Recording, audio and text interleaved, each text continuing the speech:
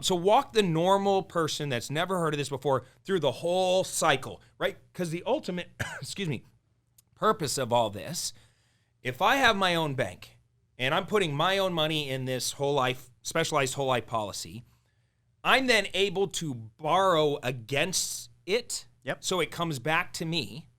And then I can use that in my business to go buy real estate, do flips, do whatever I want, right?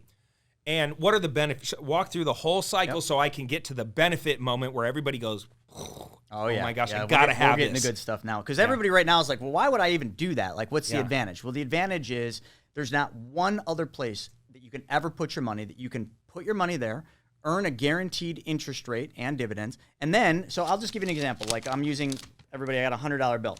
So if this was the $100 that I just spent an hour working for, this money's got to go somewhere. Most people would put this in a traditional bank, and the bank might pay you 1%. Let's just pretend it's 1%. If it was one, I know I'm being nice. Do any of you have a bank paying you 1%? Probably not. But anyway, I'm being nice. So you put your money there, but then if I take this $100 back out to give to Cody to go buy real estate, does the bank still pay me 1% on that money? Absolutely not. This stops the compounding effect. If I change one thing and I take this $100, instead of putting it in a bank, I set up one of these banking systems and I put this $100 in. And then all of a sudden, 30 days later, you call me up and say, Chris, I got this great deal. You got to get in on this. I'll pay you 12% if you can lend me $100. And folks, the numbers are just numbers. Yeah. And then I say, okay, no problem. I then go to my bank, which is a specially designed whole life, and I take this $100 and I give it to you. How much money is still left in my account earning interest and dividends? Yes, $100. You're right, but most people would say, well, it's the same as a bank. Nothing, because I just took the money out. Yeah. But you see, that 100 I just took wasn't even my money. You see, my money is still in my account, earning a guaranteed interest rate plus dividends, which by today's standards is about 6%. Okay, so my money's making 6%, but I just took that money out. Whose money do I have? The insurance company's. The insurance company has all the cash sitting in surplus assets, and they need to move that money the same way you and I need to move it. So the insurance company lends me money from their account and collateralizes it with mine. But when they do that, that loan they gave me, a lot of people are like, oh, that's bad. I don't want another loan. I don't want to pay it back. Great. You don't have to pay it back because what the insurance company gave you was your death benefit early. So while you're living, they leveraged your death benefit and said, hey, we're going to give you $100, but your money stays in here earning uninterrupted compound interest. Well, now I have $100 I can give to you. I can give to any one of the people on this, and they can all go out there and they can use that $100, and then you pay me interest. Here's the difference. A lot of people are like, well, that's cool. I get to earn interest on money that like I'm using. You're paying yourself interest. Yep. I'm getting that. Yep. So now I want everybody to visualize. First thing I did is I changed where the money went first. I put it into this specially designed whole life. We're going to call that your private bank. And then I took the money out because the insurance company allowed me to take a loan against my death benefit. Now they charge me interest on that loan. So by today, let's call it 4.25%.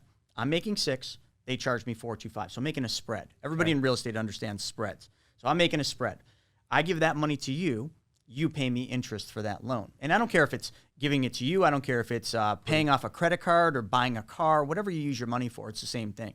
But I'm going to go one step further because I'm going to treat my money the same way I would treat the bank's money. Now what I got to do is I got to take that money you just gave me and I got to determine where is that interest you're paying me going to go. Most people would just put it right back in the traditional bank. We got to stop giving up control of our money.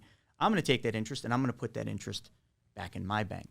So now what I just did is I made money twice instead of once for doing nothing different than changing where my money went. I made the spread, okay, from the money that I'm making from what I'm making and what I'm paying.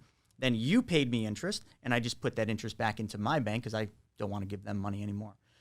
The best part is this is where people lose this a little because it's not complicated, but they don't understand compound interest. Everybody's heard the story of if you want $1 million or do you want a penny doubled every day for 30 days? You've heard that, right? Sure. The penny doubled every day goes to $5.3 million. But it doesn't get there until like the 27th or 28th day. Sure. It's compounding. My money, that $100 and any dollars that I put in there, never stops earning interest. So next year, if my spread was the difference between 6 and 4.2, next year it's more. The year after it's more. The year after it's more. Because it's always compounding, and I don't have to work any harder. You said it so fast earlier, and I think this is the phrase that everybody needs to get excited over. It's uninterrupted. Bingo. Compound interest. Yeah. And now this is why the banks get super uber wealthy. This is what you were saying, like all the wealthiest people, they created this gamification of this system that it's always earning them significant amounts of uninterrupted compound interest. Correct.